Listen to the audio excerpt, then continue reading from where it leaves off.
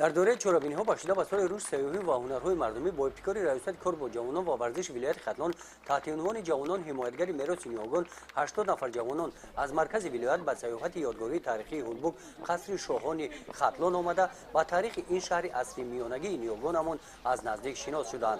اصلا هدف اصلی و اصولی ریاست کار با جوانان و ورزش ولایت ختلان این پیش از همه از تاریخ گذشتگان آگاه نمودن جوانان است. به این مقصد ما در روز استراحتی همین سیاحت را تشکیل نمودیم که جوانان ما فارغ از درس هستند و یک روز استراحت خود را در موضع‌های تاریخی ناحیه واسه و شهر کلاب پس سر نمایند. قصر در بلندی واقع گشته است. راهبلد ممنوعگاه از حجره پاسبانان تا قبول شاه و درباره عنعنه و دیگر مراسم‌های دربار از روی سرچشمه‌های تاریخی و سیاحان معلومات‌های مفصل داد.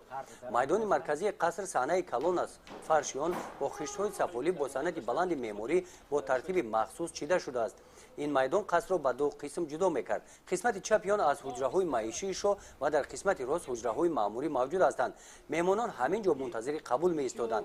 قسمت حجره‌ها تا امروز باقی ماندند. باستانشناسان معین نمودند که بالای این حجره‌ها باز یک قبت دیگر موجود بوده است. از آن مدنیت تا امروز نشانه این دیوارها گچکاری و خشت‌های پخته باقی ماندند. در اینجا بسیار چیزهای قدیمی رو ما از نظر گذراندیم و آن چیزی رو که نمی‌دونستیم از اینجا برخوردار شدیم.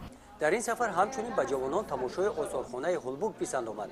این نگاره‌ها را باستانشناسان از قصر شاهان هولبوک پیدا نمودند. یکی از قیمت‌ترین یادگاری این دروازه اصلی قصر شاهان هولبوک میباشد. تصویر و نوشته‌های در دروازه نگاشته شده از تاریخ 3000 ساله داشتن هولبوک گواهی می‌دهد. بعد تماشای آثارخانه از نام رهبریت ممنوعگاه تاریخی هولبوک نشانه از هولبوک این رویمال با تصویر قصر شاهان هولبوک و جوانان تقدیم کرده شد. از تماشای این یادگاری تاریخی میراث نیاگانمان جوانان تاثیرات‌های نیک برداشتند. گزارش خواجه نظریف خدای نظر ظهوروف از ناحیه واسه برای برنامه اطلاعاتی نوید.